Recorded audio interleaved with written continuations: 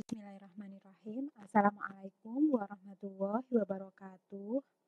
Pada kesempatan kali ini saya akan menjelaskan terkait dengan dasar pemrograman MATLAB. Yang pertama, dalam pemrograman MATLAB itu ada flowchart yang digunakan untuk mempermudah dalam melakukan pemrograman atau membuat pemrograman di komputer. Nah, terkait juga dengan flowchart ini juga tidak hanya digunakan pada pemrograman komputer, tapi juga bisa digunakan untuk pemrograman di MATLAB. Ya. Nah, ada diagram alir untuk membuat flowchart. Nah, kita kenali dulu simbol dan keterangan di masing-masing diagram alir tersebut. Nah, yang pertama ini ada simbol start. Simbol start ini adalah digunakan untuk mengawali suatu proses yang ada di suatu perintah atau di dalam flowchart kita. Kemudian yang kedua itu adalah simbol input, di mana apabila ada gambar ini maka kita diminta untuk memasukkan data, ya. Perintahnya adalah memasukkan data, di mana simbol ini juga bisa digunakan untuk menyatakan display untuk menampilkan hasil yang diinginkan. Jadi input perintah untuk kita memasukkan data gitu ya, atau kita perintah untuk kita menampilkan hasil perhitungan atau hasil yang sudah kita simulasikan, seperti itu. Kemudian yang ketiga ini adalah proses. Jadi gambar diagram alir proses seperti ini. Kemudian ini fungsinya untuk memasukkan suatu alat, memasukkan suatu perintah gitu ya, atau suatu proses dengan fungsi atau pernyataan di dalam flowchart. Misal statementnya adalah suatu perintah pengalian atau perintah perhitungannya seperti apa gitu ya. Jadi contohnya seperti ini. Ini adalah prosesnya. Jadi proses perhitungannya. Kemudian yang keempat itu adalah simbol if, di mana if itu ada dua percabangan. Jadi kalau no bagaimana, kalau iya seperti apa. If ini adalah dua percabangan, yaitu fungsi pemilihan dalam flowchart, di mana output yang satu menyatakan pernyataan yang salah dan output yang lain menyatakan pernyataan yang benar. Jadi pada kedua pernyataan tersebut diikuti suatu proses. Jadi misal benar dia harus apa, misal salah dia harus ngapain. Itu fungsi if. Kemudian fungsi for ini untuk pengulangan. Ini yang kelima ya. Fungsi for menyatakan pengurutan, di mana fungsi ini melakukan perhitungan sebanyak jumlah yang diinginkan gitu ya. Jadi for n, jadi misal n itu diminta untuk menghitung dari 1 sampai 10. Maka nanti akan n nilai x-nya itu 1 sampai 10. Kemudian nilai y-nya yaitu x sama dengan 2 kali n kayak gitu. Jadi nanti akan ada 10 data y gitu ya, x gitu ya. Misal kemudian nilai y-nya adalah 2 kali n kayak gitu. Jadi menghubungkan suatu pengulangan, lebih tepat untuk melakukan pengulangan atau pengurutan. Kemudian ada fungsi while, ini sama mirip dengan fungsi for gitu ya, tapi di sini beda beda perintah. Mana fungsi while ini menyatakan suatu pengulangan dengan suatu persyaratan. Jadi apabila gitu ya. Jadi kalau di for tadi kan dijelaskan pengurutannya mulai 1 sampai 10 gitu ya. Tapi kalau di while itu fungsi apa? Misal error ini adalah sekian, maka perintah selanjutnya apa? Gitu ya. Kalau errornya tidak sekian, maka perintahnya apa? Itu melakukan perhitungan sampai persyaratan dari fungsi while itu terpenuhi. Gitu ya. Jadi ada dari gambarnya sama sih, ada dua inputan gitu ya. Jadi ada melakukan suatu pengulangan, di for juga mengikuti suatu pengulangan, dimana tapi perintahnya berbeda. Oke, kemudian flowchart diagram alir selanjutnya simbolnya adalah ini. Jadi kalau kita misal menghitung misal kita membuat flowchart gitu ya, dalam satu halaman itu tidak muat gitu ya, maka di akhir halaman tersebut dikasih tanda ini. Kemudian di awal halaman dikasih tanda mulai lagi. Nah, ini menyatakan putus dan bersambungnya flowchart. Apabila penggambaran flowchart pada suatu halaman tidak cukup, maka aliran flowchart dapat diputus dan disambung pada halaman lainnya atau tempat kosong pada halaman selainnya. Nah, di sini simbolnya A sama A gitu ya. Jadi ini lanjutannya dari yang A tadi gitu ya. Misal tadi ini sudah kita gunakan untuk flowchart nomor 1 gitu misalnya, maka flowchart nomor 2 apabila nggak cukup lagi di satu halaman, kita bisa lanjutkan. Di sini simbolnya ganti B gitu, di sini juga B. Yang jelas awal dan akhir dan awalannya harus dengan simbol yang sama angkanya, hurufnya di dalamnya. Kemudian yang terakhir adalah stop. Jadi menyatakan berakhirnya suatu proses dalam flowchart sehingga perintah sintak kita itu sudah selesai gitu. Nah, ini diagram alir itu biasanya untuk mempermudah kita membuat skrip di M-file. Jadi harus ngapain sih? Pertama awalan gitu ya. Mungkin kita membuat pernyataan gitu. Kemudian inputkan. Misal ada perintah inputkan, kemudian ada perintah prosesnya apa? Prosesnya di sana ada suatu proses pemilihan kah atau pengulangan kah atau apa? Nah, di sana akan muncul diagram alir ini akan mempermudah kita membuat skrip di M-file. Kemudian selanjutnya adalah fungsi-fungsi mendasar pada MATLAB itu biasanya di M-file kita sering menggunakan Woo, CLC atau Clear. Dimana Woo itu menampilkan seluruh variabel yang sudah pernah kita buat di command window ataupun di M-file sehingga variabel tersebut tidak terulang kembali gitu ya, tidak kita gunakan lagi karena sudah ada di perintah di variabel-variabel sebelumnya. Kemudian untuk CLC ini adalah untuk membersihkan command window. Jadi kalau command window sudah menampilkan banyak display gitu ya dari perintah-perintah kita, dari debuggingnya kita gitu ya, kita ingin membersihkannya dari awal kita bisa pakai CLC. Kemudian clear itu untuk menghapus seluruh variabel dan fungsi pada M-file hampir sama kalau CLC itu untuk langsung membersihkan semua command window, tapi kalau clear itu variabel dan fungsi yang ada di M-file yang dihapus. Jadi variabel-variabel yang sudah pernah didefinisikan itu kehapus juga. Ya, itu clear. Kemudian, dalam kita membuat skrip gitu ya di MATLAB gitu ya, itu juga bisa digunakan untuk memprogram sesuatu yang bersifat logikal dengan mengaplikasikan salah satu pemrograman logik. Jadi ada beberapa perintah yang memang itu digunakan untuk membuat program yang berkaitan dengan logical statement. Nah, di mana ada dua statement logikal gitu ya, statement logikal berdasarkan kendali aliran program. Yaitu ada percabangan bersyarat dan ada kendali berulang.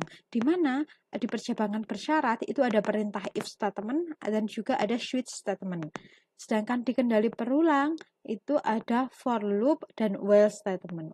Nah, berikut akan kita bahas satu-satu terkait dengan masing-masing statement atau masing-masing perintah. Yang pertama terkait dengan if statement, program ini merupakan statement percabangan untuk berdasarkan satu atau beberapa kondisi syarat tertentu, di mana if itu ada langsung if and gitu ya. Jadi ada perintahnya apa, jalankan jika memenuhi, jika tidak ya langsung and, udah selesai. Jadi hanya satu syarat. Kemudian ada dua syarat. Jika syarat apa gitu ya, if syarat tertentu dijalankan ini, apabila tidak itu apa dimunculkannya apa. Dia juga bisa melakukan 3 syarat atau lebih, tinggal aja if, else if, else if, else if, else dan lain dan jadi kalau memang 3 ya else if-nya 2 kali gitu ya, kemudian else-nya terakhir 1, kemudian di ada else if, ada else. Jadi kalau 3 kita pakainya else if, kalau cuma 2 syarat if langsung else and. Jadi if ini ada macam-macam. Jadi else if itu juga gandingan dari if and. Jadi program ini diakhiri dengan and. Ya, misal nih sebagai contoh, kita diminta untuk mengecek nih. Misal dia TOEFL-nya itu 558 gitu ya. Dia itu TOEFL-nya termasuk yang mana? Excellent kah atau good atau average atau bad gitu ya. Jadi ada 4 pilihan ketika kita memasukkan data. Nah, di sini nilai TOEFL-nya ini sudah definisikan yaitu 558. Nilai TOEFL bisa kalian input, jadi nanti TOEFL sama dengan input dalam kurung displaynya seperti apa gitu. Jadi nanti kalian bisa menggunakan program ini untuk berbagai nilai TOEFL. Sedangkan kalau TOEFL-nya sudah kita definisikan ya berarti hanya untuk menghitung nilai TOEFL 558 saja. Nah, TOEFL itu apabila dia lebih besar sama dengan 600 sampai lebih kecil 670 dia termasuk kategori excellent. Tapi kalau dia antara 501 sampai 600 maka dia kategorinya good. Nah, apabila nilai TOEFL-nya itu 400 sampai 500 dia dia tergolong rata-rata. Tapi kalau dia di bawah 400 itu buruk, bad. Nah, maka dengan TOEFL 558 gitu ya, harusnya dia kategori good kan ya. Nah, kita bisa menggunakan fungsi ini. Ketika TOEFL-nya kita masukkan 600, maka dia si program akan langsung menunjukkan TOEFL 500 sama dengan excellent. Ketika TOEFL 400 ya, maka dia bad. Sama seperti kita nilai gitu kan, ada nilai misal 80 itu dia termasuk A atau B atau C atau D kayak gitu. Buat perintah seperti itu. Jadi di sini programnya adalah untuk mengklasifikasikan nilai TOEFL. Contohnya seperti itu ya. Jadi misal ini kita bisa menggunakan if else and. Nah, selanjutnya adalah terkait dengan switch statement. Di switch statement ini akan mengeksekusi sekumpulan instruksi yang didasarkan pada nilai dari suatu ekspresi atau variabel statement diikuti dengan case atau dan otherwise, menunjukkan suatu grup dalam looping. Statement ini diakhiri dengan nilai n. Sama kalau tadi if itu kan ada else if, ada else dan n. Kalau di sini switch itu pakai case 1, case 2, otherwise. Jadi case 1 ini istilahnya adalah else if gitu ya, miripnya tadi sama dengan else if, dengan otherwise ini sama dengan else. Jadi beda perintahnya. Nah, ini contoh di switch statement.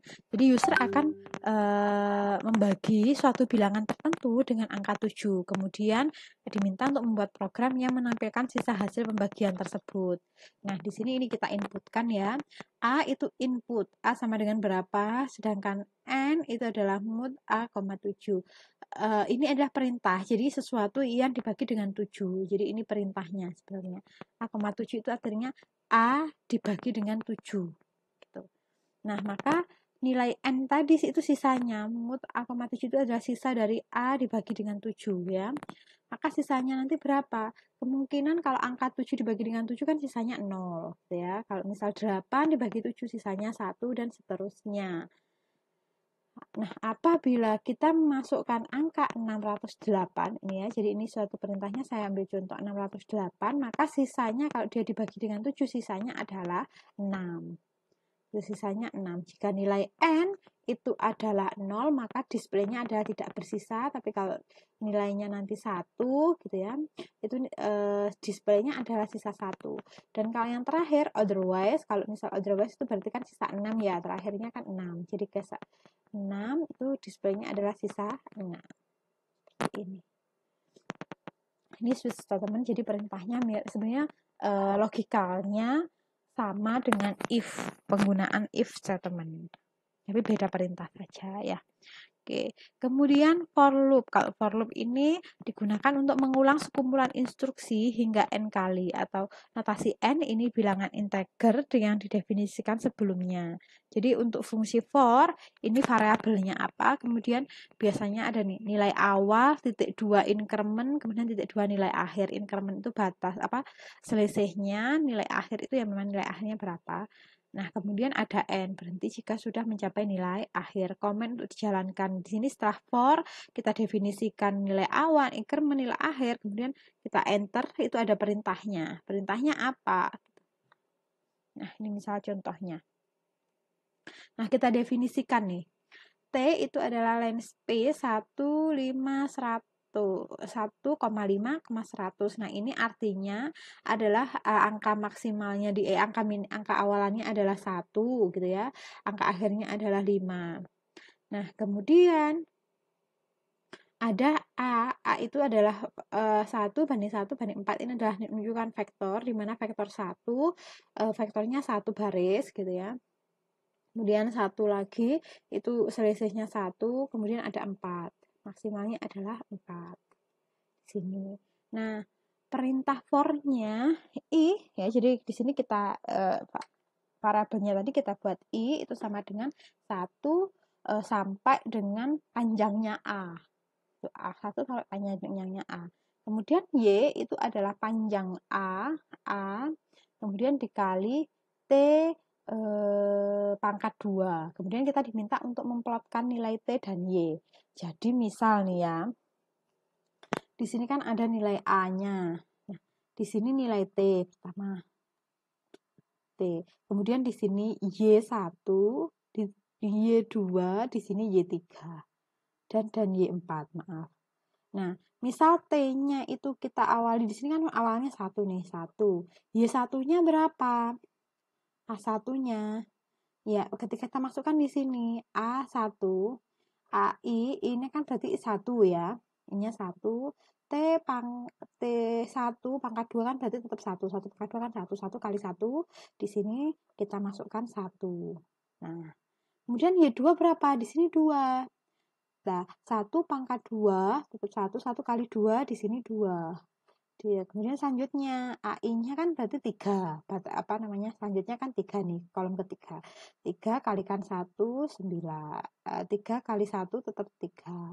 Kemudian 4 kali 1 tetap 4. Nah, sekarang misal T ini 2 gitu ya. Misal T-nya adalah 2. Sekarang kan ini berlanjut nih, 2 sampai dia berapa? Sampai angkanya 5. Sebenarnya 1,1, 1,2, 1,3 gitu karena nilai datanya adalah 100. Nah, ini kita batas saja ini misal 2. Nah, sekarang 2 nih. 2 pangkat 2 kan 4. 4 kali 1 4. Kemudian 2 pangkat 2-nya kan 4. 4 kali 2 8. Kemudian 3 kali ini 12. Kemudian 4 kali 4 16. Nah, seperti ini. Nah, ini yang digrafikan. T terhadap Y, karena Y-nya ada 4 baris, 4 kolom, jadi berarti Y-nya ada 4 kolom. Jadi ini gambar Y1, ini gambar Y2, ini gambar Y3, ini gambar Y4. Di mana sih yang dilakukan pengulangan? Itu ini pengulangan pengaliannya ini. Jadi misal 2, perintahnya sama. Misal 3, maka nanti 3 di sini 9. Nah, ini kan pengulangan ya, jadi pengulangan. Kalaupun misal tidak harus sampai Y4 juga enggak apa-apa. Misal Y1 aja gitu enggak apa-apa. Kebetulan ini contohnya sampai Y4, kemudian kalian diminta untuk membuat grafik. Nah, grafiknya akan muncul seperti ini. Nah, bisa kalian coba, ini perintah di M-file-nya seperti ini. Kemudian ketika kalian debugging, kalian run, gitu akan muncul grafik seperti ini. Oke, selanjutnya adalah while statement. While statement itu adalah syarat nilai akhir dari peluangan tidak bisa ditentukan dengan pasti. Untuk itu digunakan perulangan bersyarat menggunakan while statement. Jika nilai pencacah memenuhi syarat perulangan, maka perulangan dilanjutkan. Jika nilai tidak memenuhi syarat perulangan, maka perulangan dihentikan. Jadi while ini fungsinya, kemudian kondisinya bagaimana, komen untuk dijalankannya apa, kemudian terakhir end. Nah, contoh dari while statement. Misal nih, kita definisikan dulu n-nya itu apa, jumlahnya itu berapa. Jadi nilai awal dari n berapa, nilai jumlah di awal itu juga berapa. Beda sama for ya. Kalau for tadi tidak kita definisikan, tapi langsung kita lakukan datamu apa, perintahnya apa gitu. Tapi kalau while statement itu penting untuk kita mendefinisikan data n di awal, nilai n awalnya berapa. Jadi misal kita mau di variabel perhitungan nanti menggunakan variabel jumlah dan variabel n. Maka n awal sama jumlah awal itu harus didefinisikan nilai awalnya dulu berapa. Kalaupun 0 berapapun, yang jelas n sama jumlah harus divariabelkan. Kenapa? Karena harus didefinisikan karena dia akan digunakan di dalam statement while. Sehingga di sini n sama dengan 0, jumlah sama dengan 0. Nah, jika while ya, jadi while kondisinya apa? Jumlah lebih kecil sama dengan 100. Ya, ini nanti syaratnya adalah ini. Jumlah harus lebih kecil sama dengan 100. Pengulangannya hanya sekian. Jumlah itu sama dengan jumlah plus n pangkat 2 min 3 kali N, di mana nilai N baru itu adalah N plus 2. Nah, ini kemudian kita diminta untuk menampilkan fprint. Jadi kalau kita bisa pakai display ya, bisa pakai perintah display, kita juga bisa pakai perintah fprint. Silahkan, yang paling mudah yang mana. Nah, ini logikalnya seperti apa? Misal nih, data awal itu misal N, ini jumlah. Ketika N itu 0, jumlah sama dengan 0. Nah, N baru itu gimana caranya? Adalah N plus 2, maka di sini 2. Nah, jumlah berapa? 2 jumlah awal, berarti kan 0 ditambah 2 pangkat 2 itu 4 dikurangi 6. 3 kali 2 kan 6, berarti minus 2. Kayak gitu. Nah, kemudian N barunya berapa? Kan tadi di sini 2, maka di sini 4. Nah, jumlah ditambah, berarti jumlahnya pakai jumlah yang minus 2. Minus 2 ditambah ya, 4 pangkat 2 itu 16, dikurangi 12, itu ada 4 dikali berarti di sini 2. Begitu seterusnya. Di sini selanjutnya adalah misal 6, berarti kan N kedua 6, 8, jumlahnya bisa jadi kayak deret ya, deret geometri itu loh. Deret geometri ketika 0 jumlahnya berapa. Nah, while statement itu lebih ke arah seperti itu. Jadi ketika N berapa jumlahnya berapa. Nah, N baru itu didefinisikan, kemudian jumlah yang baru juga rumusnya apa. Nah, gitu. Nah, dia akan berhenti sampai kapan? Ketika nilai jumlahnya itu lebih kecil sama dengan 100. Jadi di sini kan 2, ini kan akan naik terus sampai dia akan berhenti di pengulangan sampai nilainya N-nya adalah lebih kecil 100. Kalau sudah nilai N-nya itu misal kita masukkan angka N-nya itu 10, 25 gitu ya. Jumlahnya akan lebih dari 100, maka dia akan berhenti secara otomatis. Jadi total maksimalnya itu nanti di 1300 ini dengan N sama dengan 12. Gitu ya. Oke. Demikian pemaparan terkait dengan dasar pemrograman. Selanjutnya adalah mengisi aktivitas mahasiswa. Selamat belajar. Dari saya sekian. Apabila ada kurang salah mohon maaf. Terima kasih banyak. Wassalamualaikum warahmatullahi wabarakatuh.